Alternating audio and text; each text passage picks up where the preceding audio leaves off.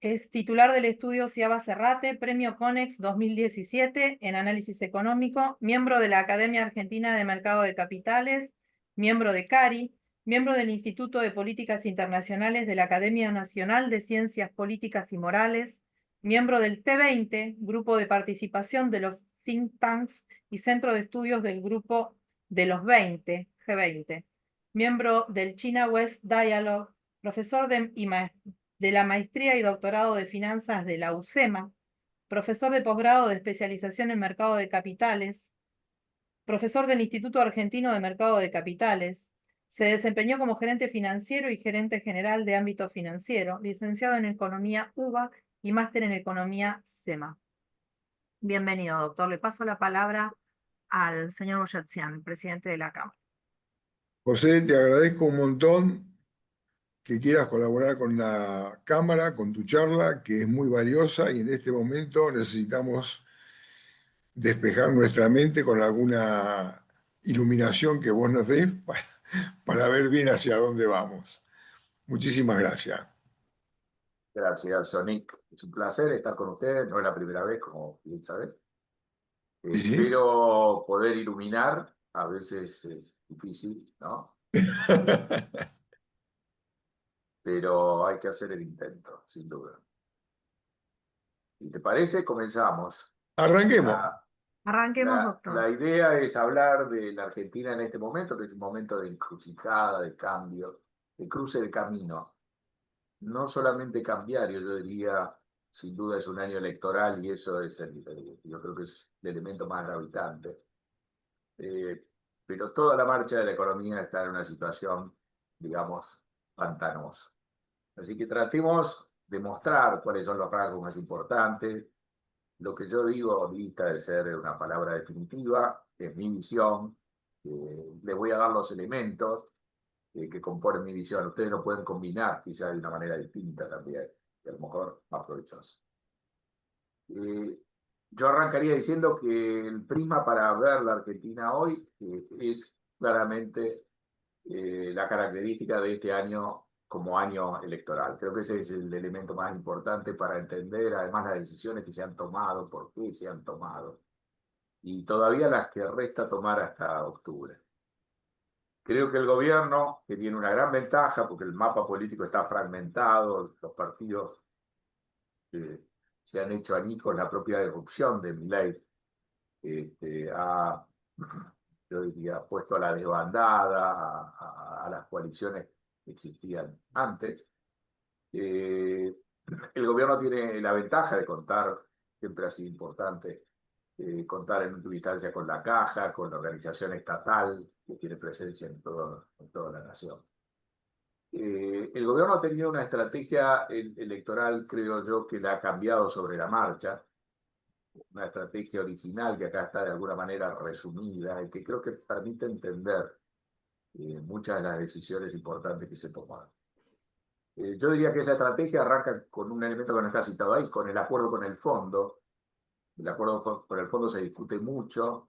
Había sido un tema de discordia el año pasado, no había habido un consenso, y eso generó en los mismos meses que estamos atravesando ahora, junio, julio, agosto, yo diría, una turbulencia parecida a la actual, con un epicentro cambiario quizá más fuerte, y basado en el hecho de que el fondo quería que fuéramos en una dirección y el gobierno de ninguna manera quería ir. Y eso encima quedó puesto por escrito en la octava revisión de la primera versión del acuerdo, donde el fondo dice, bueno, el gobierno va a abandonar el dólar blend a fin de junio, estamos hablando de junio del año pasado, y el gobierno le dice, no, no es nuestra intención, y claramente eso se mantuvo hasta abril de este año. Así que en el verano hubo que volver a negociar. La verdad que la inestabilidad del año pasado se resolvió gracias al éxito del blanqueo. El blanqueo proveyó una corriente de dólares que terminó enterrando las dudas que había y acalló también, digamos, las objeciones del fondo. Pero este año hubo que sentarse a discutir de nuevo con las mismas posiciones originales y finalmente hubo un acuerdo que se rubricó en abril. La característica esencial del acuerdo con el fondo es que proveyó un desembolso frontal muy grande que le permitió al gobierno hacerse de 12.000 millones de dólares, ni bien signado el acuerdo, y de muchos más millones de dólares provistos por los organismos multilaterales una vez que el fondo estuvo de acuerdo. Es decir, el gobierno tomó el recaudo en este año electoral de asegurarse una caja en dólares muy generosa en un año difícil, no solo por las elecciones, o más que por las elecciones en Argentina, por las características del mercado internacional o de la economía internacional, con un Trump muy disruptivo, replanteando las reglas de juego de la economía mundial de una manera como no habíamos visto antes mucho, mucho tiempo. Y entonces, ante cualquier sorpresa que pudiera venir del frente externo, creo que el gobierno, con bastante buen criterio, se hizo de dólares suficiente para que pudiéramos navegar cualquier tormenta, inclusive algo muy adverso y no previsto. Pero más allá de ese punto inicial, creo que la estrategia política del gobierno para este año empezó siendo o teniendo tres elementos. Uno, la voluntad de competir con Cristina Kirchner, evidenciada en las dos veces que el proyecto Ficha Limpia se cayó ante la desidia del propio gobierno. Es decir, la identificación de Cristina y del kirchnerismo como el enemigo ideal para hacer pivotear la elección sobre ese tema. Una relación pragmática con los gobernadores, yo diría de no agresión y de colaboración, donde Milei tenía una buena relación basada en no entrometerse en las provincias y a su vez recibía de los gobernadores bastante colaboración en materia legislativa y en ciertas actividades del Congreso, que después del caso Libra que estalló este verano, fueron también más necesarios.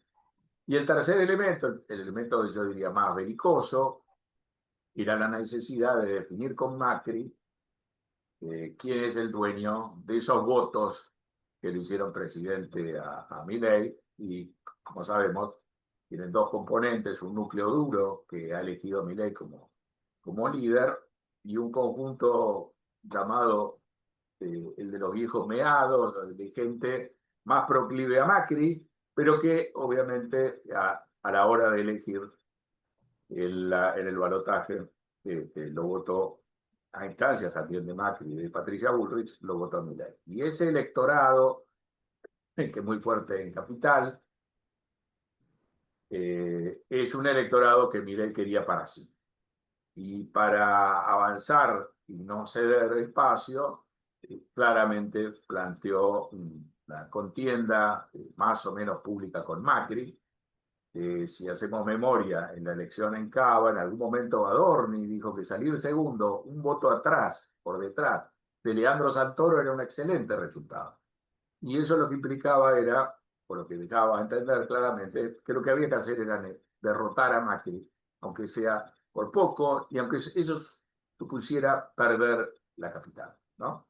Esto es una digresión que yo hago, pero claramente en la provincia de Buenos Aires está gobernada hoy por Kicillof, porque Milei aplicó la misma estrategia en su momento en la elección en provincia y le partió el voto, digamos, a Cambiemos, presentando a Carolina Píparo como una línea.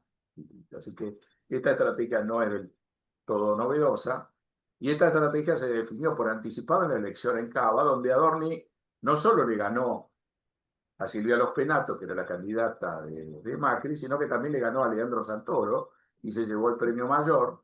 Y de alguna manera uno podría decir que casi como que predefinió o de alguna manera nos hizo proclives a entender que la elección en cierta medida estaba ganada anticipadamente con este batacazo de Adorni en Capital.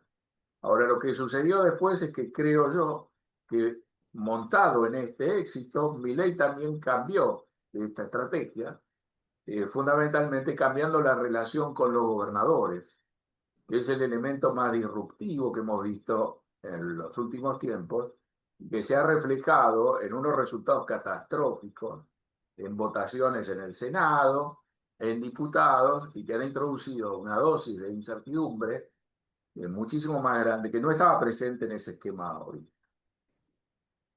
Entonces, esta estrategia fase 2, por llamarla de alguna manera, es una estrategia pensada después del triunfo en Capital, donde Milei de alguna manera se enfrenta contra todos.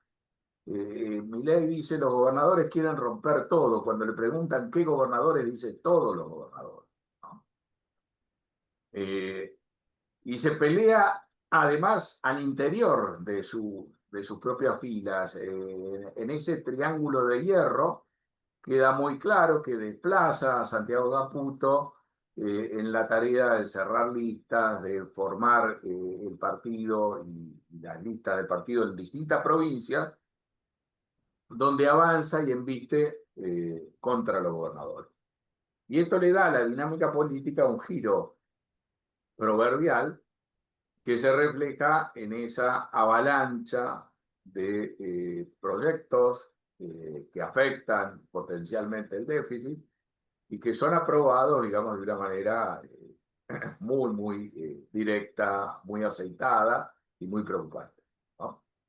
Entonces, esto o es un error grave de Milei, o es una torpeza política, o es una genialidad si es que él tiene la capacidad de manejar esta situación y, digamos, a priori no podemos saber cuál de las tres. Milei en algún momento ha dicho, volvamos a hablar el 11 de diciembre, volvamos a hablar cuando esté constituida la nueva Cámara y después de conocido el escrutinio, ¿no? Pero creo que hemos pasado en este año de una situación muy sólida, muy sorprendente después del triunfo de Adorni en Cava, a reabrir, digamos, una caja de Pandora, enfrentándonos con todos los gobernadores, aunque ya podemos saber a esta altura que después esa estrategia devino en una negociación con algunos gobernadores. Se hizo una alianza con otros no, con algunos como Valdés de Corrientes. Parecía sencillo y natural tener una alianza, finalmente no se terminó cerrando. Y entonces acá hay muchos elementos de incertidumbre, pero que van más allá de lo estrictamente político, porque lo que vamos a plantear es que este programa, si queremos iluminar el futuro, debería aclarar qué rumbo van a tener las reformas de fondo que el propio Milei ha promovido, que no se han ejecutado ahora, que son más necesarias para sacar al programa del atasco que tiene en el corto plazo. ¿Por qué Milei apuesta tan fuerte? Bueno, en parte puede ser porque las propias encuestas, su propia visión sobre dónde está parado la situación electoral probablemente lo haya empujado. Milei dice vamos a hacer una elección muy fuerte, vamos a sacar por lo menos el 40% de los votos, el peronismo va a quedar 10 puntos abajo o más. Lo dice al calor de esta confrontación, y hay algunas encuestas que dicen eso a nivel nacional, no a nivel de la provincia de Buenos Aires, donde la contienda es, me parece, todavía una moneda en el aire. Pero claramente acá se tomó una decisión a lo mejor no compartida por Santiago Caputo, según lo que uno lee en los medios, quizá la realidad sea otra, pero una decisión de empezar a formar listas propias en los distintos distritos y por esa vía también enfrentarse con los gobernadores y abrir una especie de caja de Pandora que se ha traducido, lo más visible es en esta catarata de decisiones, primero en el Senado, después en la Cámara de Diputados, que ha habilitado una serie de proyectos de ley que si no consiguen ser vetados, son una especie de daga sobre la estabilidad del equilibrio fiscal que ha conseguido Milei hasta ahora, pero que además Milei debería ampliar hacia el futuro. La importancia de esta elección es decisiva, porque si Milei pierde o sale mal parado, o a los ojos de la población queda muy debilitado, se va a complicar enormemente su mandato. No es decisiva si prevalece, si esto ha sido una jugada donde él ha usado inteligentemente una situación donde él está mejor parado ante los ojos de la opinión pública y vemos un resultado holgado a su favor, esto tampoco va a ser decisivo porque el programa necesita acoplar otros elementos. Sin duda es una plataforma excelente para programar los próximos 2 años, pero ya hemos visto en el caso de Mauricio Macri, que consiguió triunfar holgadamente en estas elecciones intermedias y después se complicó con mucha rapidez. Y aunque el ejemplo no sea aplicable, Milei de alguna manera, cada paso que da, la gente lo asocia con el paso equivalente que daba Macri en ese tiempo. Así que Milei, aún ganando, va a tener que demostrar que puede conformar una coalición para llevar adelante las reformas, cosa que Macri ganando cómodamente no consiguió.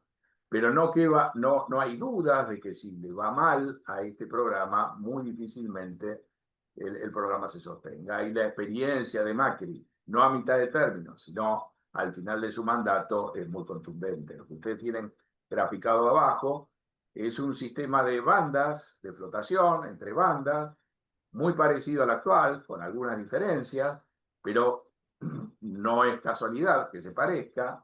Digamos, Macri tuvo que aceptar este régimen recomendado por el fondo y de alguna manera Milei también ha aplicado un régimen extraído del mismo libreto, ¿no? Y Macri consiguió que el tipo de cambio operara en el piso de la banda inferior hasta que se complicó políticamente. Cuando en abril del 2019 hubo una encuesta que sorprendió diciendo que Macri no estaba adelante, sino que iba rezagado 7, 8 puntos detrás de la fórmula de los Fernández, ahí de alguna manera el tipo de cambio empezó a subir. Y cuando hicimos las PASO, cuando tuvimos las PASO, y el resultado de las PASO fue contundente, y prácticamente se adelantó el resultado de la elección, lo que ustedes ven ahí en esa vertical de color naranja es el final de ese programa, porque se hizo imposible sostener el tipo de cambio dentro de las bandas de flotación en un contexto donde la población lo que leyó anticipadamente es que se acababa la experiencia de Macri y volvía el kirchnerismo bajo la máscara de los Fernández. Y que este es un examen muy importante. Esa es la primera parte que yo les presento. La segunda es tratar de entender cuál es la carta electoral o el menú electoral que está ofreciendo Milei. Acá no hay un plan platita, pero hay una lógica de resultados que Milei le ofrece al electorado y con los cuales, con ese menú, él considera que va a tener un buen resultado electoral. Uno podría entender a esta altura, creo que con facilidad, que la prioridad electoral número 1 es bajar la inflación. Ha sido bajar la inflación ininterrumpidamente la prioridad número 1 de Milei. Uno puede entender que eso viene acoplado además con un dólar barato, o sea, un tipo de cambio relativamente apreciado. Y después del acuerdo con el fondo, sin cepo para las personas. Y uno podría decir, después de haber visto funcionar el esquema, es en general ya sin cepo, porque las empresas pueden arbitrar la ausencia de cepo en las personas, y lo que hemos visto en los 3 meses que tenemos estadísticas, es que las personas han podido comprar unos 11.000 millones de dólares con gran facilidad. Es decir, que en la práctica uno podría decir que ya levantar el cepo después de la elección va a ser prácticamente un trámite, que el cepo se ha levantado efectivamente con antelación. Y eso es una de las características que explica la dinámica que estamos viendo ahora. Entonces, para Milei ha sido muy importante. Milei asumió en condiciones que hacían prever un desborde inflacionario muy preocupante, si no una hiperinflación. Milei apuntó desde el día 1 a normalizar eso, lo consiguió relativamente rápido, con un salto inflacionario inicial muy fuerte, que obviamente es parte de la herencia que él recibió, pero también es la impronta de las medidas iniciales, esa inflación que se fue a 25%, 25,5%, y después eso bajó muy rápidamente, quizá ya hemos perdido el asombro, pero fue muy sorprendente que en abril del año pasado la inflación mensual fuera de un solo dígito, del 7%. Después estuvimos meses como estos preocupados porque la inflación no bajaba del 4%, después la vimos bajar del 2% a 1 y fracción, es decir, la disminución de la inflación fue contundente, conseguido de manera muy genuina, sin aplicar controles, los controles que existen ya existían de antes, desmantelando gran parte de esos controles y, como les decía antes, inclusive a los efectos prácticos, creo yo, desmantelando también el cepo. La inflación fue durante los últimos 5 años la preocupación número 1 de los argentinos en prácticamente todos los sondeos de opinión. Eso ha desaparecido, ya la inflación es el principal problema. La respuesta a esa pregunta es afirmativa solamente en el 5% de los casos. Es decir, Milei ha tenido un gran éxito y éxito conocido. Alguien podría decir quizás se apresuró en bajar tan rápido la inflación, porque ahora las preocupaciones fluctúan en otros temas, los niveles de salario, la posibilidad o la dificultad de conseguir empleo, la inseguridad. Creo yo que a pesar de que ha disminuido esa preocupación por la inflación y que ese es el gran tropeo de Milei, lo que todavía subsiste es la noción que si a Milei le va mal en la elección, o si lo desplazan, o si el Congreso le torce el brazo, creo que todavía existe la preocupación de que si eso ocurre, la inflación vuelva a aparecer de una manera muy rotunda. O sea, que creo que esto sigue siendo un activo electoral importante para Milei. La oferta de Milei no es solamente la desinflación o la caída abrupta de la inflación, sino también la combinación de esa menor inflación con la recuperación del crecimiento, que es algo que hemos visto con mucha fuerza, sobre todo en la segunda mitad del año pasado. Y después vamos a ver algunos datos. El crecimiento fue muy robusto hasta por lo menos febrero, y luego ese proceso se accidentó. Hoy lo que revela es más un amesetamiento. Se interrumpió el crecimiento que traíamos mes a mes hasta marzo. Hay caídas y hay recuperaciones. Hay un serrucho hoy en día, más que una situación donde la dirección haya virado. Es decir, no es que estemos cayendo de vuelta, no es que estemos en una recesión de vuelta, pero claramente hemos perdido el vigor que teníamos antes. Milei asumió en una recesión. Los primeros 6 meses de Milei son compatibles con una continuidad de esa recesión y después vino una recuperación, y esa recuperación hubiera sido ideal que tuviera en su fase más vibrante a la hora de votar, y lo que estamos diciendo es que eso se frenó unos 8 meses antes de ir a votar. Hay una recuperación también de la inversión, pero obviamente desde niveles bajísimos, de ultratumba. La recuperación es fuerte, como en otros momentos. Digamos, esta es una recuperación económica muy basada en el consumo.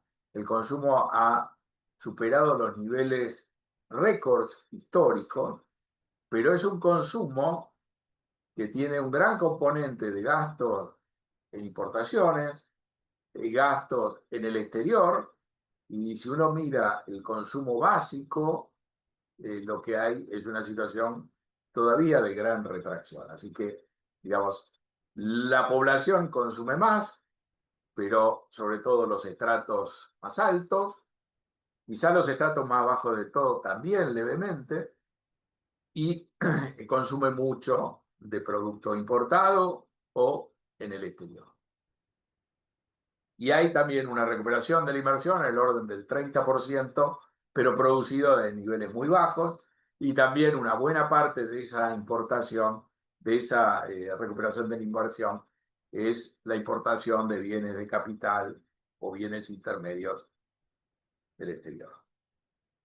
Y yo creo que para completar la oferta electoral de Milei en esta temporada de elecciones, está la desinflación, está el crecimiento y está este componente de reducción de la pobreza, que tuvo también un desempeño parabólico en la fase inicial del programa.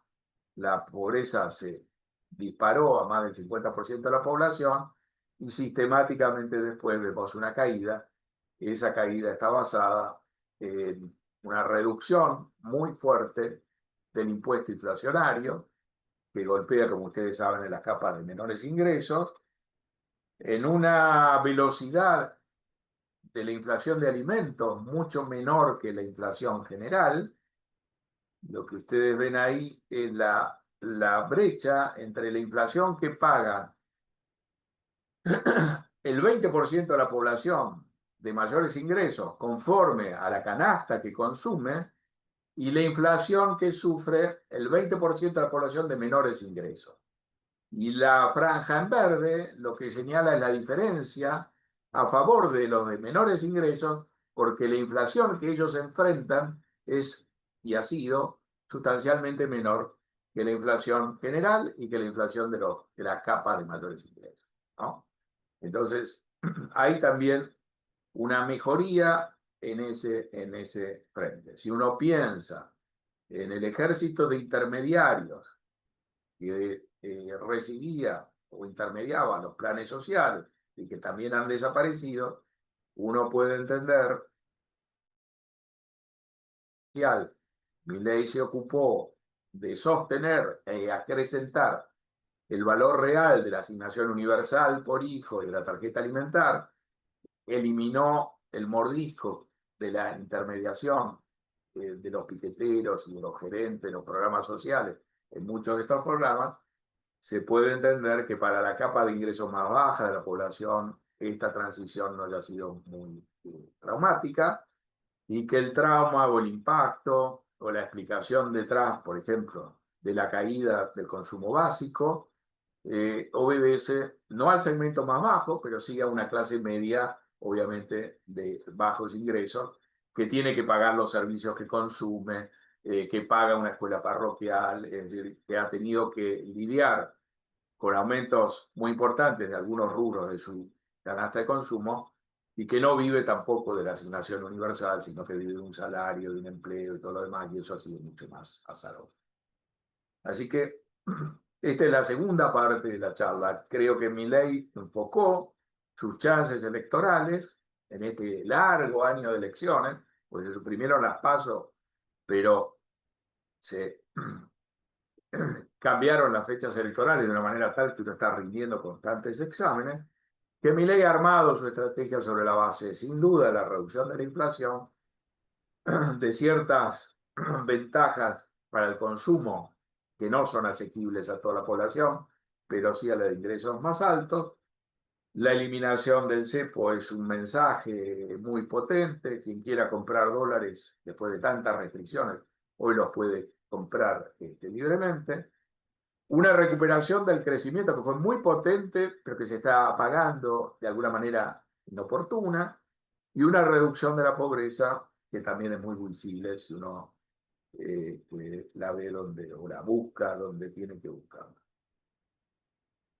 ¿Cómo sigue este calendario? Bueno, con una elección dentro de menos de un mes en la provincia de Buenos Aires, Milei, les decía, cambió de estrategia electoral y se peleó con todos los gobernadores, con todos los partidos, dentro de su propio partido, con las fuerzas del cielo, los trolls de las redes sociales, la gente asociada a Santiago Caputo. ¿Sí?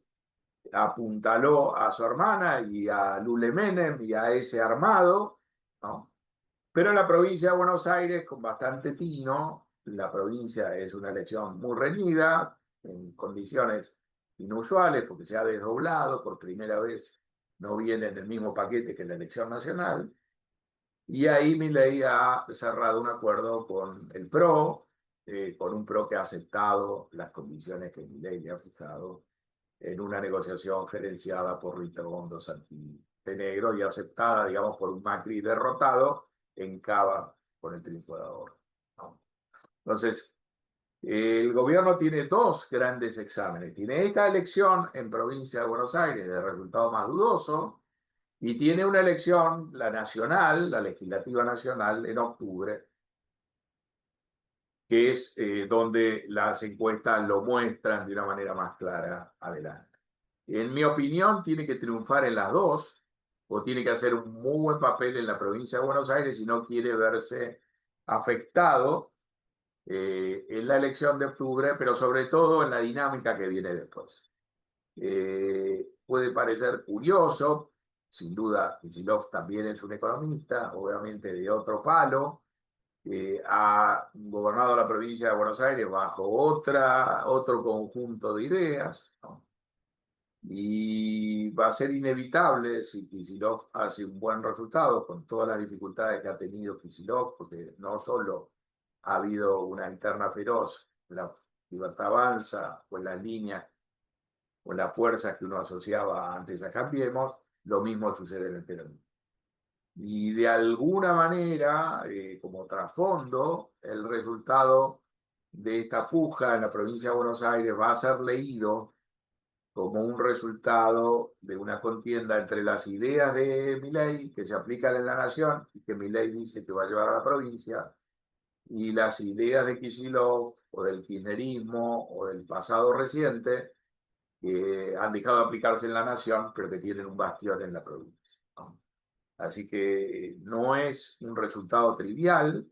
Milei ha dicho que en la provincia él va a ver cuál es el piso de su fuerza, el techo lo va a mostrar en la elección nacional, pero eso no quita que tenga la necesidad de hacer una muy buena elección, una elección que se pueda leer al menos como una paridad con Kicillof. No nos olvidemos que en la elección de mitad de periodo, en el 2021, esa elección, Santilli, que debió correr deprisa y ser el candidato para reemplazar a María Eugenia Vidal, que no quiso presentarse y liderar la boleta de Cambiemos, en esa elección Santilli se impuso con comunidad al Frente para la Victoria, cuando el Frente para la Victoria estaba mucho más unido y tenía mucha más fortaleza que la que tiene.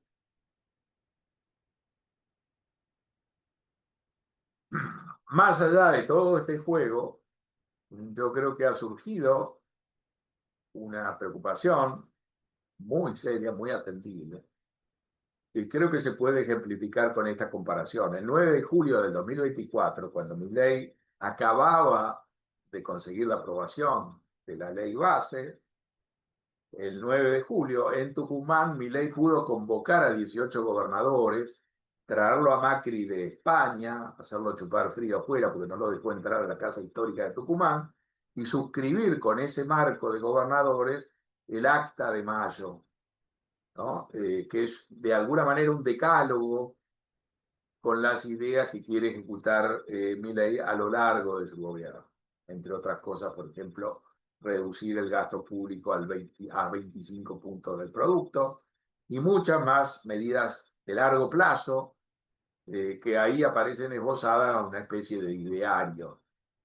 El 9 de julio de este año, Milei no pudo juntar una cifra de gobernadores que ni siquiera remotamente se acercara a ese número y decidió cancelar su viaje a Tucumán. Curiosamente, el año pasado, el 9 de julio, Victoria Villarroel no había estado en Tucumán, y este 9 de julio, Victoria Villarroel, a pesar del mal clima, estuvo en Tucumán y no estuvo Milei, ni estuvieron los gobernadores para apoyarlo.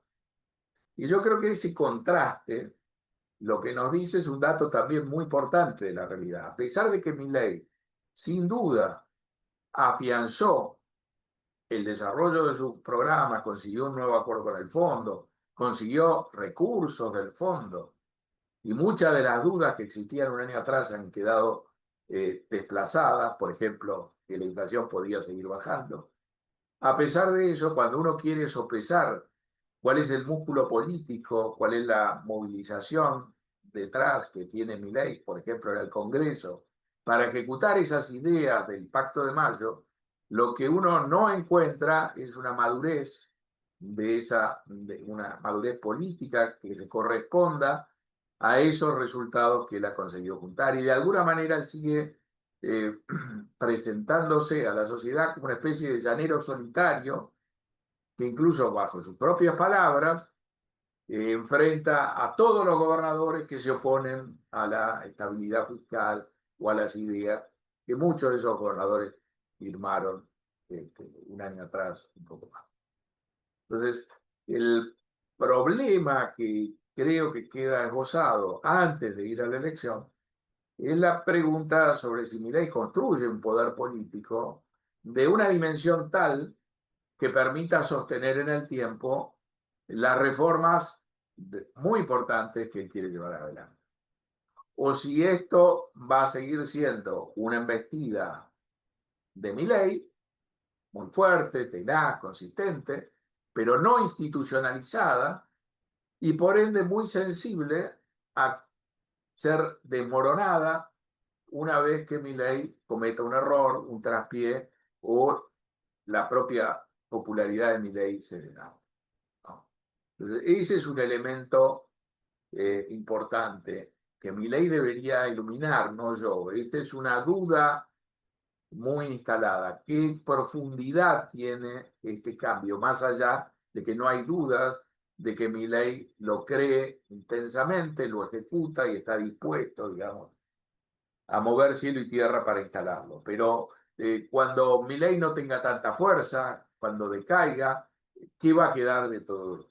¿Qué es lo que se ha construido más allá de el éxito que puede conseguir una persona, pero que no se ha reflejado tampoco en un corpus legal o de iniciativas rubricadas por el Congreso?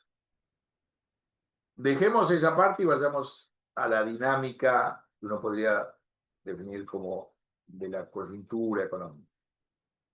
Creo que hay un hito importante cuando el ministro Caputo, hablando del dólar y de los avances del programa, dice claramente, bueno, si te parece que el dólar estaba muy barato, ahora tenemos un régimen de flotación, y ahora no tenemos cepo, si te parece barato, compra. Esa es la invitación de Caputo. A esta altura la respuesta ha sido que la población efectivamente compró, que el tipo de cambio subió y que esto reproduce, como les decía antes, la misma situación, salvando las distancias, que vivimos en la misma época del año pasado, a lo largo, y ya nos hemos olvidado, a lo largo de junio, de julio, de agosto. Las fechas se repiten y no es por casualidad. Este es un planteo que hace Caputo después de que la fase más propicia del año para la liquidación de exportaciones del agro está terminando. Es decir, se terminan las liquidaciones del agro, en este caso eso se pudo estirar hasta el 22 de julio, nos quedamos sin esos dólares, esta vez el gobierno prácticamente no había comprado ninguno de esos dólares, los dólares habían sido liquidados generosamente por el campo, pero recomprados por el sector privado, no por el gobierno. Caputo hace esta aseveración y la hace en un contexto donde cuando uno mira las cuentas de la balanza de pagos, hay un déficit de cuenta corriente creciente e importante. Les recuerdo, de esta duda el año pasado se salió gracias al éxito del blanqueo que se ejecutó en septiembre, que tuvo muy buen resultado. Hacia fines de septiembre nos enteramos que prácticamente la población había sacado 20.000 millones de dólares de las sombras y los había blanqueado, y eso le dio un gran dinamismo y terminó resolviendo esta pulseada, a pesar de que no nos pusimos de acuerdo con el fondo, nos pusimos de acuerdo con la población, los dólares estaban sobre la mesa y las preocupaciones no se resolvieron, pero se patearon para este año, y este año estamos con la misma dinámica. El cambio que supuso el acuerdo es un cambio muy importante. Los planes de estabilización exitosos en la Argentina que generalmente se diseñan, todos se diseñan, anclados en un tipo de cambio fijo, tienen serias dificultades de seguir funcionando cuando uno abandona el tipo de cambio fijo. El plan más exitoso fue sin duda el de la convertibilidad y sabemos lo que ocurrió después. La convertibilidad duró 10 años, cosa que en la Argentina es una eternidad y una proeza, pero tuvimos todo ese tiempo pensando que no nos podíamos apartar un milímetro de la relación uno a uno. Y cuando lo hicimos, se vino ese castillo de naipes encima. Que no era una burbuja porque había durado 10 años, y nada dura 10 años, y había durado y soportado crisis importantes como la del tequila, etcétera, pero que eventualmente era como andar en bicicleta en rueditas, ser campeón mundial de bicicleta en rueditas, pero nos sacaron las rueditas y nos caímos. Entonces, el fondo que insiste, porque ha pasado el tiempo y cada vez hay menos regímenes en el mundo de tipo de cambio fijo, el fondo insistía enormemente en migrar y abandonar el crawling peg y pasar a un régimen de flotación en una variante relativamente acotada, si ustedes quieren, con rueditas, que son las bandas. El tipo de cambio flota en ese rango entre las dos bandas. Cuando toca alguna de las bandas, se convierte en un régimen de tipo de cambio fijo, ¿no? Las bandas esta vez, a diferencia de las que rigieron en la época de Macri, el último programa económico de Macri, esta vez las bandas son divergentes. La banda superior sube al 1% por mes, la inferior cae al 1% por mes. El rango se va haciendo cada vez más amplio y en el rango es como si estuviéramos flotando, ¿no?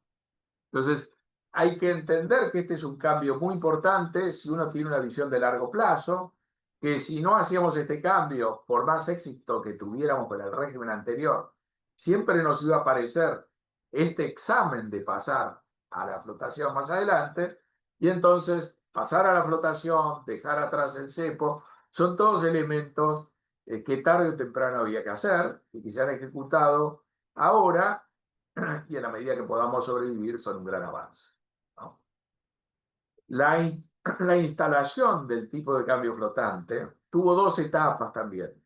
Esto empezó a regir a mediados de abril y yo diría que hasta mediados de junio lo que teníamos formalmente era una flotación, pero en los hechos seguíamos teniendo un anclaje cambiario muy fuerte porque el tipo de cambio no se movía más allá del salto inicial que tuvo el tipo de cambio oficial, acompañado por una caída del dólar financiero. Pero lo que empezamos a ver en la última parte de junio, y lo que vimos sin duda en julio, fue ya un tipo de cambio, lejos de ser fijo o rígido, con una variación muy grande, flotando, o si ustedes quieren, el peso hundiéndose considerablemente. Le decía, no perdamos de vista la perspectiva histórica, porque el año pasado, a esta altura, tuvimos un salto cambiario que es el que ustedes ven acá, y teníamos tipos de cambio más altos que el techo de la banda actual. El dólar llegó a estar en 1.500 pesos.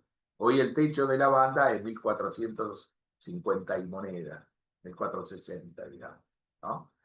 Tuvimos una brecha que se volvió a ensanchar y rozó el 60%. Hoy no existe brecha, que es quizá la demostración de que tampoco existe cepo, porque se puede arbitrar perfectamente, porque las personas pueden comprar todos los dólares que quieren y las personas pueden proveerle esos dólares a las empresas si hace falta.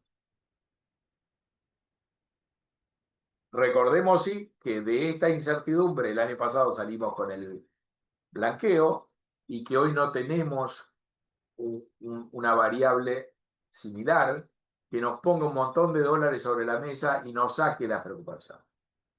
El gobierno ensayó el plan colchón y la población, lejos de sacar los dólares del colchón, como les dije antes, lo que hizo fue empezar a comprar dólares y comprar dólares sistemáticamente y en gran cantidad todos los meses. En promedio más de 3.000 millones de dólares por mes.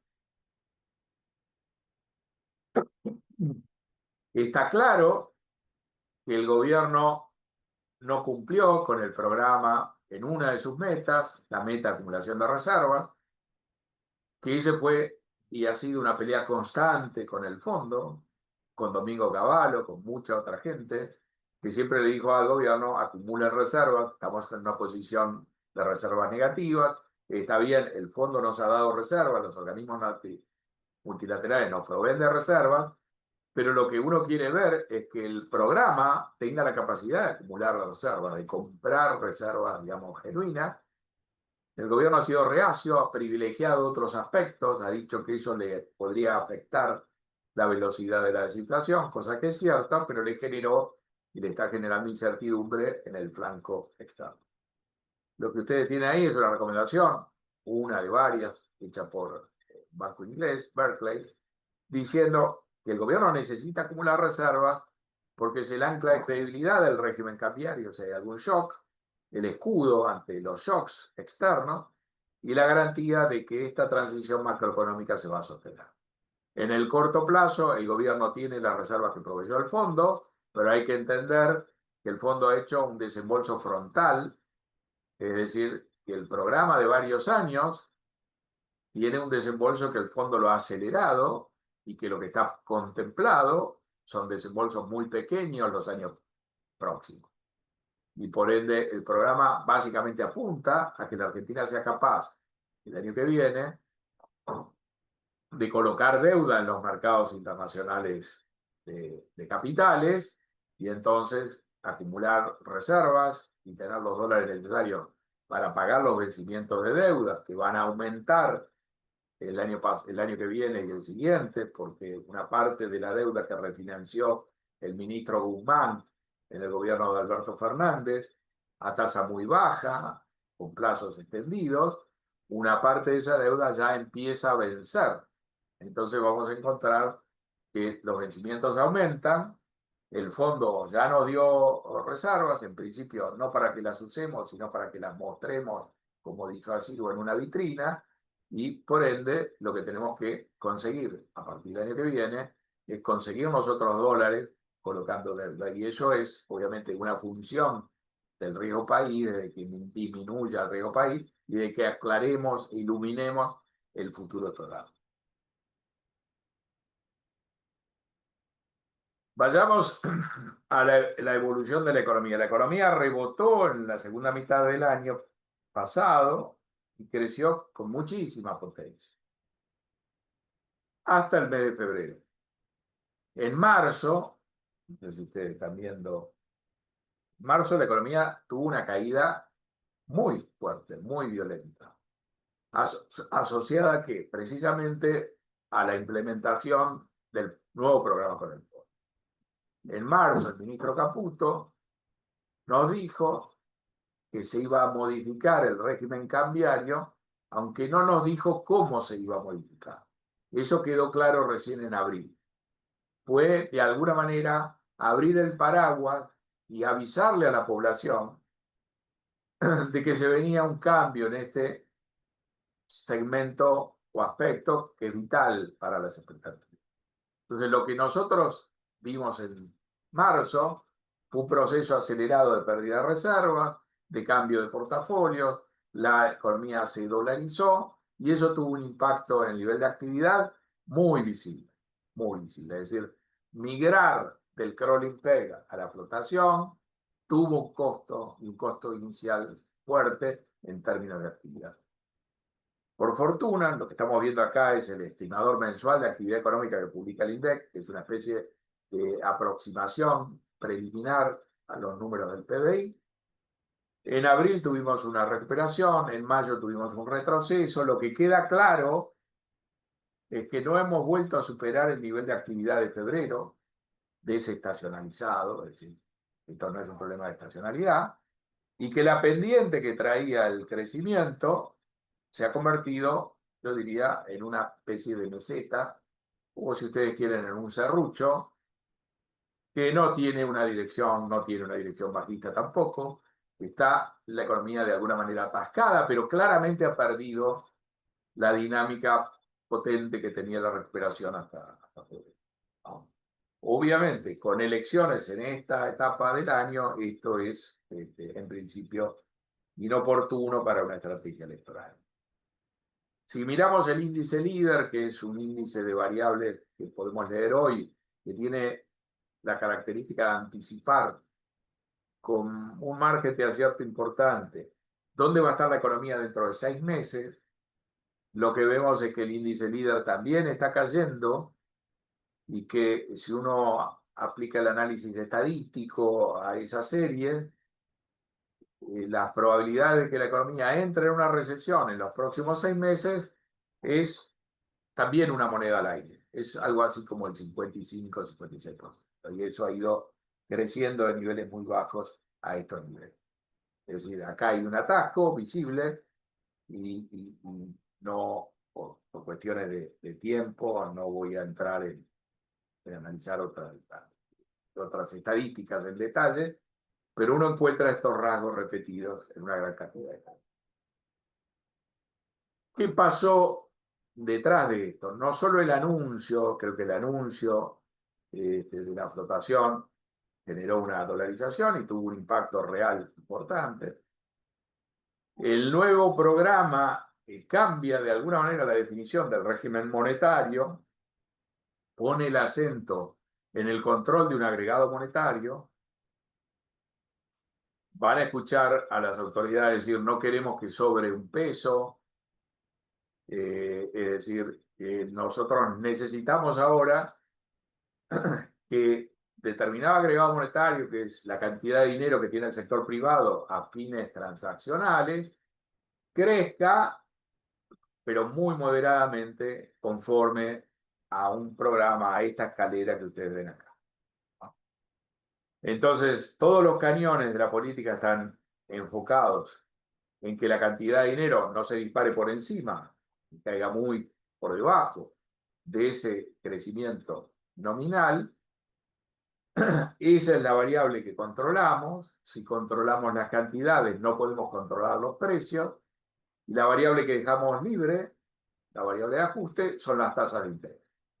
Y utilizar estos esquemas, el fondo tiene una gran experiencia, el mundo casi no los usa, el mundo ha migrado, y por razones que son convincentes, a otros esquemas, pero la Argentina está en una situación tal donde todavía no tiene la madurez como para pasar a un esquema de meta de inflación.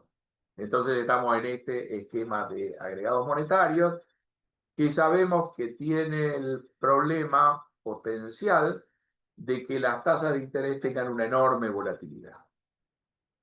Y a lo que estamos asistiendo a esa enorme volatilidad.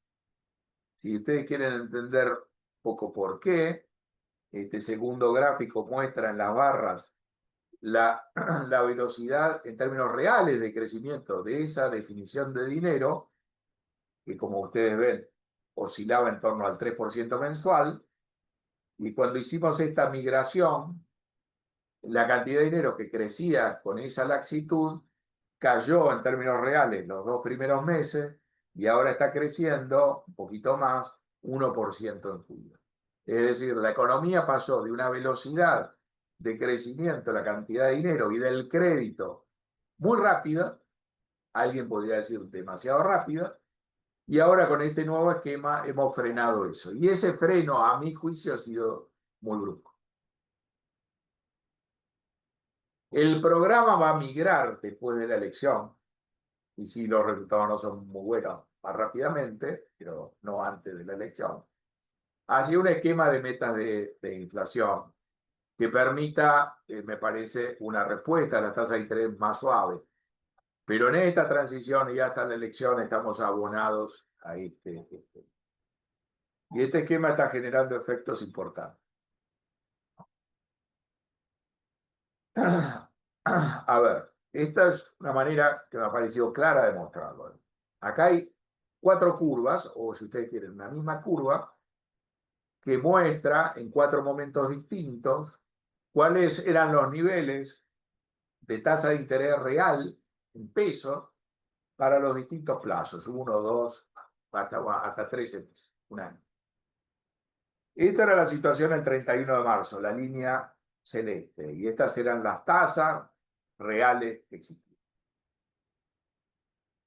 La línea color mostaza, digamos, de esta línea celeste, en marzo, pasamos a fines de mayo al azul, El cambio a la flotación lo hicimos a mediados de abril, es decir, pasamos a la flotación y las tasas empezaron a subir, sobre todo en la parte más corta de la curva.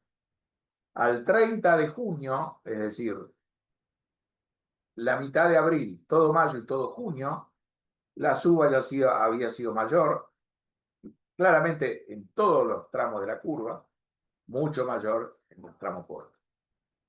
Creo que acá hubo un error muy grave con la eliminación de las LEFIs el 10 de julio. Y ese error ha generado este salto a la curva actual, donde han subido de manera descomunal las tasas a todos los plazos. Uno podría decir prácticamente se han duplicado las tasas. La curva se ha invertido, las tasas son muy altas en términos reales en el plano corto y son muy altas también, aunque no tanto, en los plazos más largos. Y esto es un problema muy serio. Ya las tasas reales en torno a 10% anuales eran tasas que uno pensaba que iban a requerir medidas con tiempo para disminuirlas o que iban a empezar a trabajar en desmedro del éxito actual. Claramente estos niveles actuales, que a lo mejor muchos de ustedes están sufriendo, son una patología y no queda claro cuál es la razón por la cual el programa necesite tasas tan altas, cuál es la razón vinculada a algunos de los resultados que uno busca en materia de política monetaria y fiscal, o en materia de inflación. ¿Por qué las tasas tienen que subir tanto si con las tasas anteriores teníamos una caída de la inflación? Detrás de esto está la eliminación del cepo, detrás de esto hay claramente una mayor volatilidad cambiaria asociada a la flotación, pero me parece también que hay un costo innecesario por la eliminación de las LEFIs sin haber tomado los recaudos de buscar que ese salto no fuera un salto al vacío. Esta es la tasa de call interbancario y el comportamiento de las tasas nominales, ya no son reales, antes de esa transición. Cuando se desmantelaron las LEFIs, brevemente cayeron. El gobierno se dio cuenta que eso no había salido muy bien, hizo una licitación extraordinaria para absorber liquidez y ahí se disparó esto al alza, volvió a bajar, volvió a subir. Las tasas del mercado interbancario al 8 de agosto eran del orden del 70% y un mes antes no llegaban al 30%. Y si uno mira los adelantos en cuenta corriente a 1 de 7 días, que tenían tasas un mes atrás del orden del 35%, han saltado a cerca del 70%, es decir, casi se han duplicado. Y este es un shock inesperado, muy violento, ¿no? Y que ocurre claramente en una circunstancia donde si el gobierno tiene como prioridad la elección, en un momento tremendamente inoportuno. Esta es la curva con todos los instrumentos que hay, y ustedes ven instrumentos muy cortos con tasas nominales del 60%, del 50%, con expectativas de inflación que están por la mitad. Si uno mira la curva en dólares, también las tasas están en 2 dígitos, si bien el problema anterior es un problema en la órbita del mercado de pesos. Entonces, claramente hemos hecho un cambio yendo del tipo cambio fijo con Cronin Peg, la flotación, y un cambio, yo diría, más bien técnico de segundo orden. Hemos tocado una variable que no parecía tan importante y hemos generado un daño con una repercusión muy grande. Si ese daño no se corrige pronto, esto va a afectar el programa de una manera muy importante. Y quizás mucho más de lo que es efectivamente, uno podría decir, hubiéramos dejado las LEFI funcionando, el perjuicio que eso ocasionaba era mínimo, no afectaba la viabilidad de todo el programa. Y en cambio ahora que hemos tocado eso, estamos poniendo todo el programa en telequinesis. Hoy hay una licitación, el gobierno está tratando de remontar esa situación. ¿Se puede decir algo positivo de esta transición? Yo creo que sí, algo muy importante también. Hemos visto un salto importante del tipo de cambio desde que se implementó el programa. En abril hubo una depreciación del peso de casi 5%. La inflación ha sido sustancialmente más baja. La tasa de depreciación del peso ha sido más alta que la inflación en mayo y junio. En julio tuvimos un salto muy importante de la depreciación del peso. Todas las estimaciones de inflación que hay están muy por debajo. El tipo de cambio real, que supuestamente tiene un atraso, sin duda se ha apreciado enormemente, y eso al fondo le encendió una luz amarilla. El tipo de cambio real multilateral o el tipo de cambio real comparado contra el dólar, cualquiera que uno tome, se ha corregido con enorme rapidez dada esta dinámica y ha vuelto a los niveles que tenía en abril del año 2024, del año pasado. Es decir, si en algún momento, como todo programa de estabilización basado en el tipo de cambio fijo, pensábamos que el problema de este régimen iba a quedar revelado cuando desmontáramos el tipo de cambio fijo, lo que estamos haciendo es saliendo del tipo de cambio fijo, permitiendo al tipo de cambio nominal que se mueva, corrigiendo la apreciación cambiaria de una manera rápida y apreciable, sin poner en tela de juicio el éxito de la situación. Y si la convertibilidad hubiera tenido esa flexibilidad, estaríamos a lo mejor todavía con la convertibilidad. Entonces, es importante entender que el programa ha tenido o ha mostrado una capacidad de generar un cambio en las condiciones objetivas, en las propias expectativas de inflación. Obviamente ese cambio está apuntalado por la suba de las tasas de interés real, que permiten que el tipo de cambio varíe y que no arrastre consigo, como muchos otros momentos, todos los precios del mercado. Y entonces de repente el índice Big Mac, que en enero de este año nos revelaba a la cabeza del ranking de las hamburguesas más caras del mundo, digamos, número 2, de repente nos hemos bajado del tope a una posición en un lote secundario por este fenómeno. Con un asterisco, es claro que el salto de tipo de cambio va a generar efectos en los precios que no se tienen por qué producir de inmediato y que se van a producir a lo mejor a lo largo de 1 o 2 meses. Entonces lo que estamos contabilizando como una recuperación del tipo de cambio real, a lo mejor en la realidad es algo más tenue. Pero esta dinámica de poder acomodar un tipo de cambio nominal más alto sin arruinar o sin estropear la marcha de la desinflación es un activo realmente muy importante, y poder mostrar esto a esta altura tiene un valor que no tenemos que dejar de lado. Volviendo, y ya para estar más cerca del remate, es importante entender que vamos a ir a votar con una economía que se ha atascado incómodamente, con un shock crediticio que también se revela en los problemas de cheques rechazados, en la mora en las tarjetas de crédito. Es decir, hay una serie de indicadores que nos muestran un salto en la morosidad, alineado con ese salto inicial que vimos en las tasas de interés reales.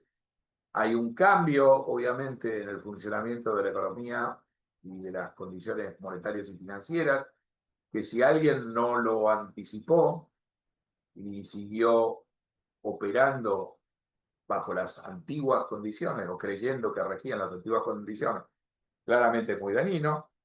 En el pasado, acumular stock, comprar cosas y financiarlas a plazo, terminaba generando una licuación de la deuda.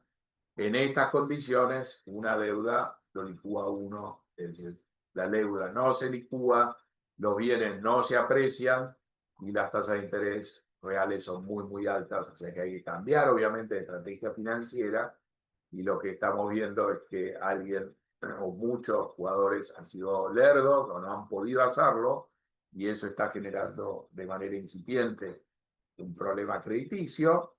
En la encuesta, en la última tanda de encuestas que publicó Eduardo Alessio con Sergio Berenstein, cuando ellos consultan a su panel sobre los 10 temas que más les preocupan, aparece de golpe en la posición número 9 la dificultad para pagar créditos y tarjetas. Es algo que pegó un salto y que entró y que no había estado ahí en ningún momento, lo que revela que esto es claramente un problema. Habíamos dicho que las cuentas nacionales señalan que hemos llegado a un nivel máximo de consumo privado. El PBI sigue estando por debajo del nivel máximo del 2011, el consumo está por encima, pero claramente ese es un consumo que tiene importaciones, que en gran medida se realiza en el exterior, que está muy basado en compra de bienes de consumo durable, como autos, etcétera, es decir, en ítems de alto precio, que se han visto beneficiados por el mayor acceso al crédito. Pero cuando uno mira el consumo masivo, lo que uno ve, ya sea en autoservicios, en supermercados, o si uno mira el indicador de confianza de los que manejan supermercados y autoservicios, la recuperación que se había gestado de manera lenta se ha revertido y todavía estos indicadores no reflejan el salto abrupto de las tasas de las últimas 3 o 4 semanas. Hay algunos problemas en el mercado de trabajo, el gobierno ha hecho esta migración del ancla cambiaria a la flotación, usando el ancla monetaria, pero también aplicando, sin hacer mucha bambolla, un anclaje salarial muy fuerte. Y lo que estamos viendo es también un deterioro del salario real y de las condiciones del empleo registrado, que también están afectando. Claramente este es un gobierno que no va a hacer un plan platita o que no va a contrarrestar esto aumentando el gasto. ¿Cuáles son las herramientas que hay? Bueno, las herramientas dependen de la voluntad del sector privado, de hacer inversiones, de gastar más, de llevar adelante el gobierno. El gobierno ha hecho una contribución importante con la reducción de las retenciones. Empezamos a ver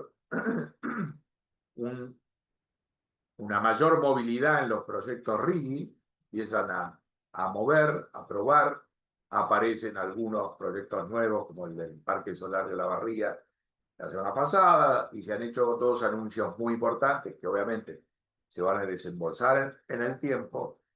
Uno de una inversión de 15.000 millones de dólares para un segundo buque que va a exportar gas desde San Antonio, desde Río Negro, un proyecto liderado por PAE, y por otro lado, el primer gran proyecto, digamos, Los Azules fue la primera mina, el primer proyecto minero que accedió al RIGI, pero ahora se ha hecho el anuncio del proyecto Vicuña, que es el más grande, de 15.000 millones de dólares vinculados al cobre en la provincia de San Juan, que empiezan a denotar, digamos, por dónde puede venir de una manera genuina la posibilidad de retomar un crecimiento, pero que obviamente no va a ser inmediato y vamos a ir a votar realmente con estos anuncios y no con estas realidades obvias. Quizás sea importante traer a colación un trabajo de un consultor sociólogo, Armando Moiger, que señalaba que la Argentina es el país de la región donde las expectativas más influyen en la percepción de la realidad. Es decir, que la población tiene una opinión sobre el presente, pero decide más en función de lo que espera hacia adelante, y por ende eso explicaría esta combinación del atasco, del desencanto con una esperanza persistente. En las encuestas donde se le pregunta a la población cuál es la palabra que define su percepción sobre Milei, esperanza es el número, la palabra más repetida. Entonces, acá hay una situación extraña, donde los votantes empiezan a decir en números crecientes que no la están pasando bien, pero que igual lo apuntalan a Milei. Pero se vota recién dentro de un mes en la provincia de Buenos Aires y falta todavía para llegar a fines de octubre en la nacional. Está claro, si uno se pregunta, bueno, en esta situación, ¿qué habría que hacer para destrabarla? Lo que uno está viendo es que hace falta un ajuste fiscal más fuerte y que el ajuste monetario que lo está supliendo es excesivo. Para eso hace falta reducir el riesgo país, que no se ha movido mucho, y para combinar esto de una manera acertada, hay que aumentar el ajuste fiscal, que es lo que el Congreso de alguna manera está poniendo en tela de juicio. No el aumento, sino simplemente poder mantener estos resultados. Y por ende, salir bien parado en la elección y tener después la capacidad de conformar una coalición política que acompañe esta idea de que hay que profundizar este camino que no alcanza con lo que se ha hecho, todo eso es vital. Cuando uno mira el programa acordado con el fondo y ve las proyecciones hacia el futuro, claramente lo que el fondo está planteando es que el superávit primario establecido en 1.3 para este año y que el gobierno quiere llevar a 1.6 del producto, debería ampliarse prácticamente un punto más, a 2,5 en un par de años, para atender una factura de intereses que va a ser más alta, porque las tasas de interés van a ser más altas una vez que venza la deuda que refinanció Guzmán y que haya que reemplazarla por deuda colocada en los mercados.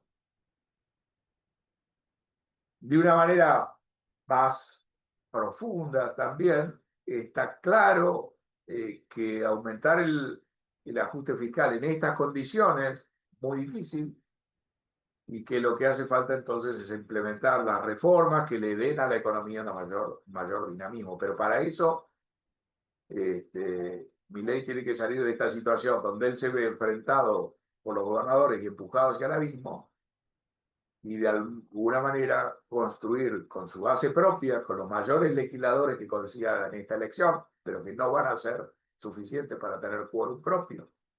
Va a tener que aliarse con otros jugadores que estén de acuerdo en la línea general de lo que él propone, y para eso vale recordar que el 9 de julio del 2024 consiguió 18 gobernadores que fueran y firmaran, y que para sacar muchas de las leyes él consiguió apoyo de muchos de los jugadores que después se critica, y entonces está claro que la viabilidad de este programa, que tiene estas limitaciones que le he planteado, requieren un músculo político que vaya mucho más allá de la mera voluntad de Milei. La voluntad de Milei es un excelente motor, pero hace falta una carrocería más amplia y ahí va a haber que sumar a otros jugadores. Esto es lo que había pensado, Nick. Está muteado. Está silenciado. Muchas gracias, José. Necesitaría una brújula para ver hacia dónde vamos y qué tenemos que hacer. Hoy estamos como atascados, así que la brújula no te va a dar mucho No vamos a ir cambio. a ningún lado. Pero después de la elección, sin duda que hace falta una brújula para aprovechar ese impulso, si está el impulso, ¿no?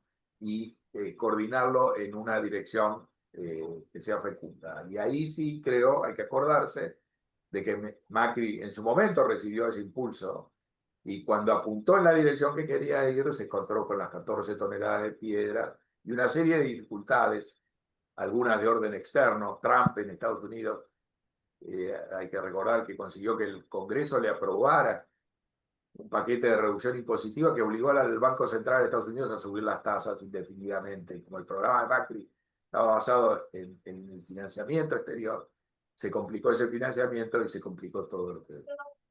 Milei tiene la ventaja de que es algo más genuino, de que hemos hecho un esfuerzo que ha nivelado las cuentas públicas con algunas dificultades. Eso hay que darle un segundo empujón.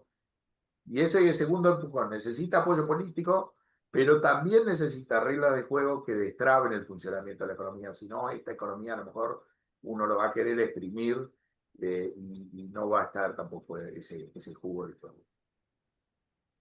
Doctor, a mí me dejaron unas preguntas, no sé si puedo ¿Sí? realizar. Sí. Me preguntan, ¿en cuánto se incrementó la deuda externa desde que asumió Milei? Se ha mantenido la deuda pública, se ha mantenido. Digamos, los números que presenta el gobierno muestran una pequeña caída.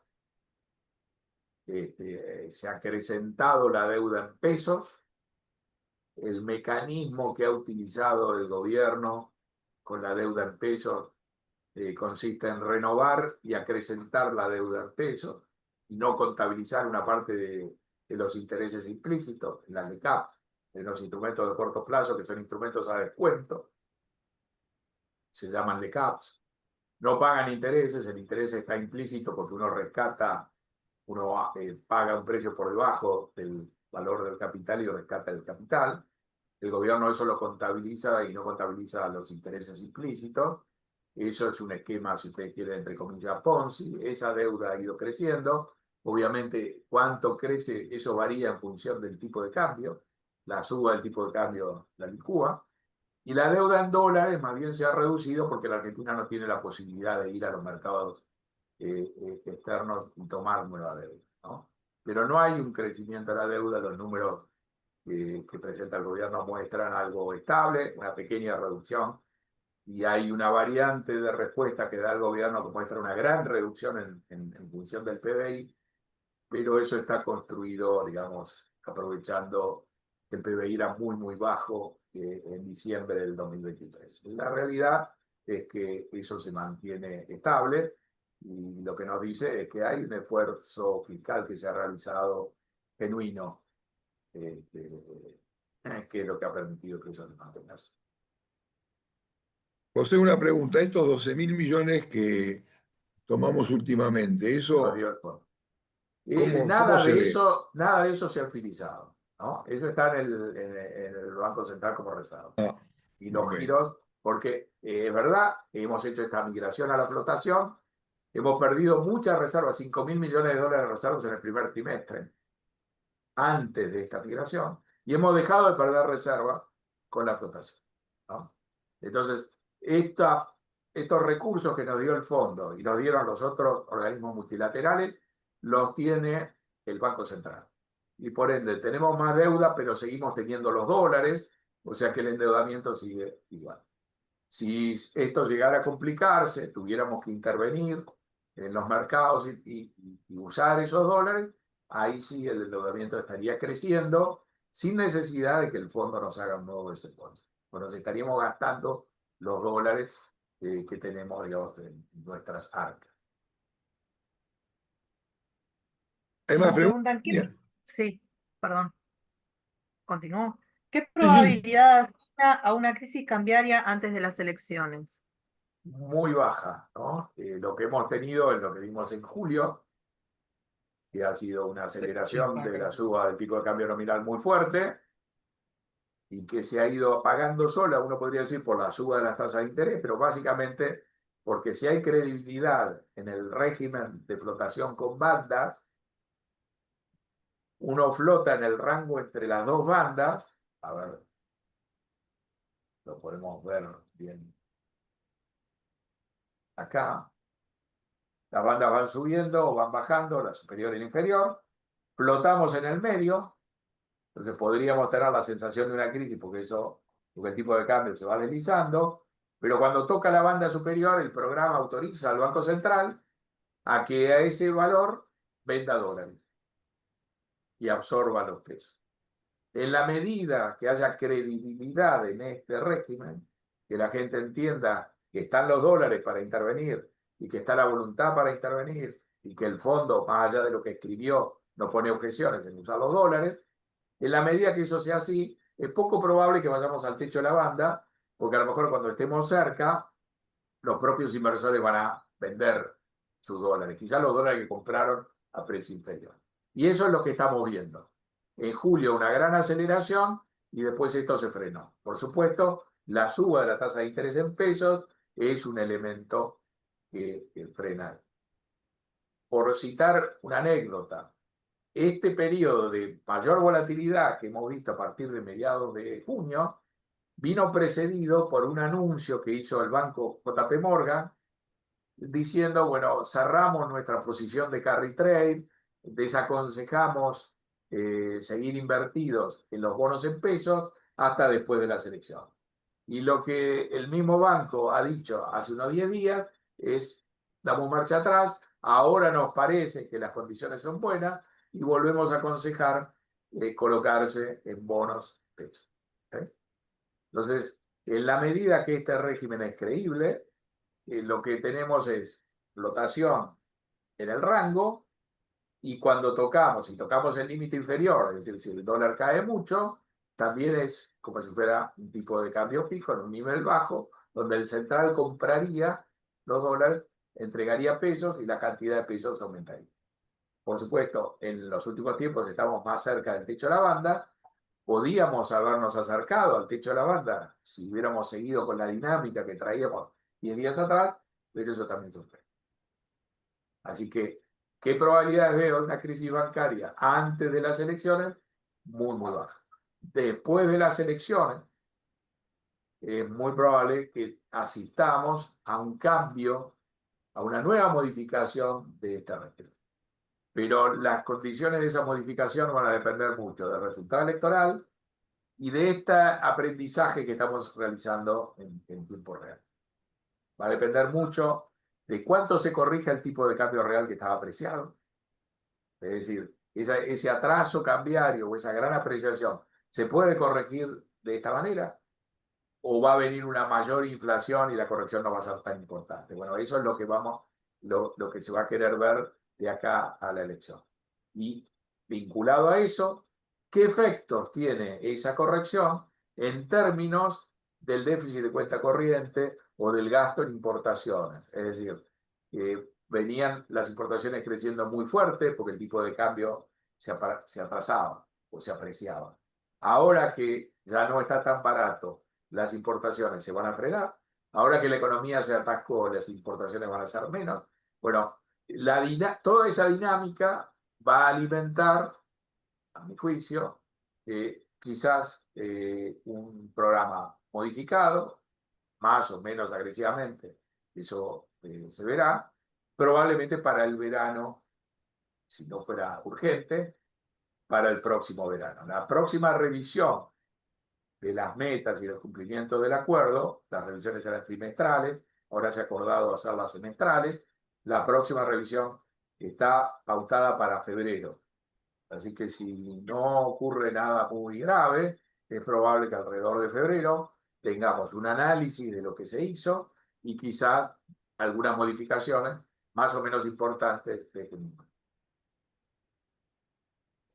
Acá en el chat general, Carlos Martirosyan pregunta, por más que la macro parezca que está bien, la brecha entre ganadores y perdedores sector por sector es muy fuerte.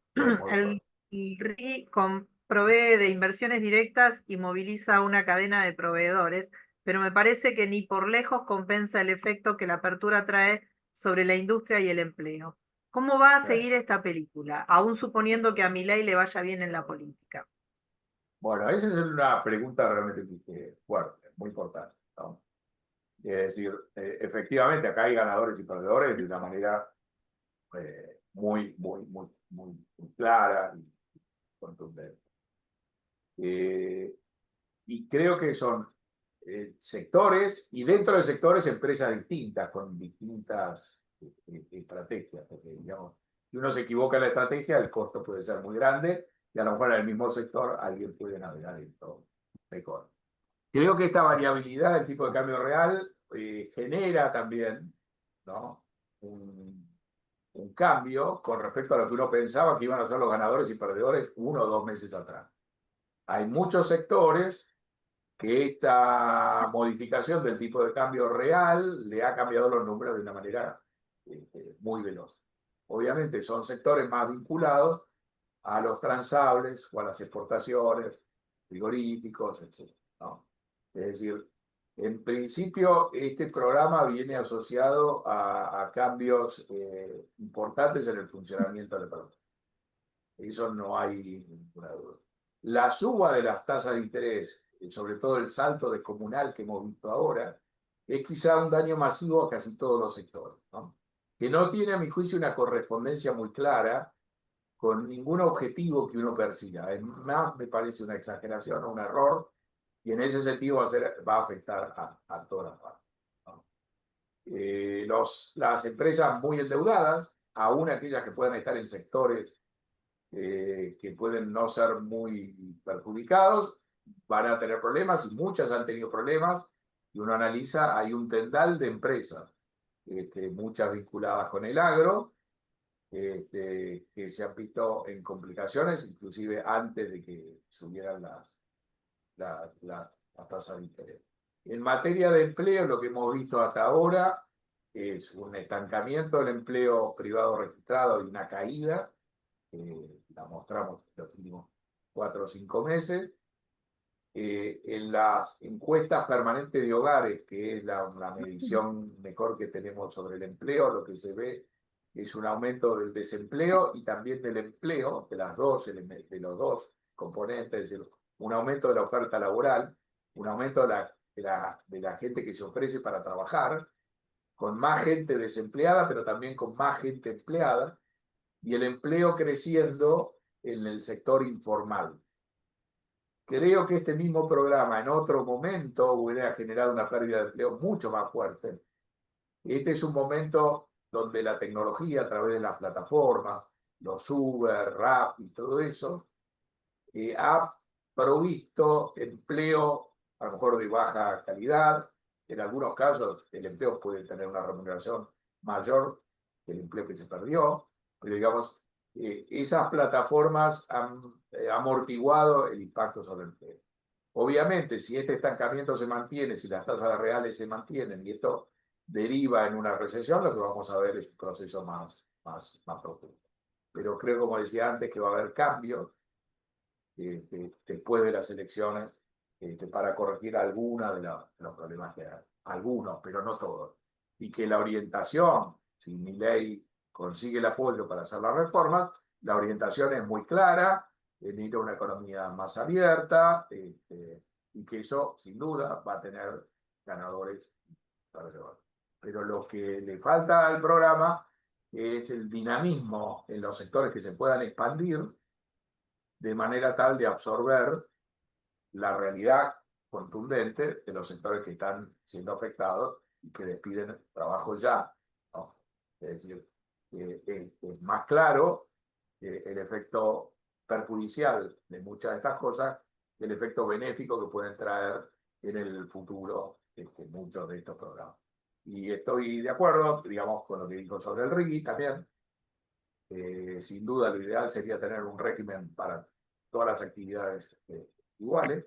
El RIGI está muy sesgado hacia inversiones muy grandes. Uno podría decir que si uno viera en el RIGI más proyectos, por ejemplo, hay un solo proyecto industrial. Si uno viera más proyectos fuera de lo que es estrictamente petróleo y gas, y minería o energía, y si uno viera proyectos de distintos sectores industriales, uno podría entender que a lo mejor hay un mayor dinamismo, inclusive en sectores que no van a acceder al RIGI, pero que a lo mejor están viendo en menor proporción las mismas oportunidades. Creo que esa parte es la parte más vidriosa. Creo que uno esperaría a lo mejor una respuesta más detallada del gobierno a ese tipo de problemas. Por ejemplo, creo que es algo análogo, estamos viendo que el stock de capital, de rutas y todo lo demás, no se está haciendo nada y se está deteriorando. Creo que también eso refleja, más allá de las ideas del gobierno, que el gobierno no tiene equipos tan profundos para manejar muchos de estos temas puntuales, ¿no? El gobierno descansa más en la idea de que va a corregir los grandes desequilibrios y que después el sector privado va a sacar provecho de eso, ¿no? Y a lo mejor el sector privado está necesitando algunos programas más específicos que el gobierno tampoco va a hacer. Pensemos en las privatizaciones, en la hidrovía, es decir, en algunos temas puntuales de gestión. El gobierno se propuso, pero que no ha podido avanzar. El caso de la hidrovía es un caso bastante claro. Bueno, la pregunta siguiente ya la respondió. No sé si alguien quiere hacer alguna pregunta a viva voz. En el chat yo no tengo más. Bueno, yo quisiera agradecerle a José esta charla súper interesante, esclarecedora y que nos hace pisar tierra de que no podemos esperar magia. O sea que esto viene duro. Bueno, y ojalá que esté equivocado, pero muchísimas gracias. Una alternativa sería la magia, que fue la solución después de Macri, ¿no? Es decir, estas cosas así no funcionan, están mal, hagamos un poquito de lo anterior, ¿no? Eso sucedió después de Macri. No sé si se va a repetir exactamente, pero el votante ahí va a ser clave, ¿no? El apoyo que el votante dé votando y en segunda instancia manejando la abstención, ¿no? Es decir, hay un sociólogo que dice que Milei no tiene contra quién perder en esta coyuntura, ¿no? Es verdad. Y en ese caso, a lo mejor lo que vemos son lecturas altísimas de abstención que también van a detraer, ¿no? Es decir, yo creo que acá el votante, a lo mejor, si hubiera votado con las condiciones económicas de febrero, hubiera sido más generoso. Ahora va a estar más obligado a pensar en serio, bueno, que si apuntala a esto, que va a suponer mucho más sacrificio, y a lo mejor lo puede llegar a perjudicar, o si quiere de alguna manera dar marcha atrás y volver a lo mismo de antes, porque no, lo que no han aparecido son nuevas ofertas, ¿no? Ni caras nuevas ni nada, por lo menos no por ahora, a lo mejor aparecen para otro. Bueno, José, muchísimas gracias de vuelta. Te agradezco un montón tu charla. Gracias Gracias, por tu gracias, invitación, por favor. Mónica. Gracias, gracias en nombre de la Cámara. Muchísimas gracias. Bueno, Buenas tardes a gracias. Gracias, doctor. Gracias a todos los que Gracias, han estado hasta esta gracias hora. a todos los asistentes y nos vemos en la próxima. Muchas Está gracias. bueno. Chao.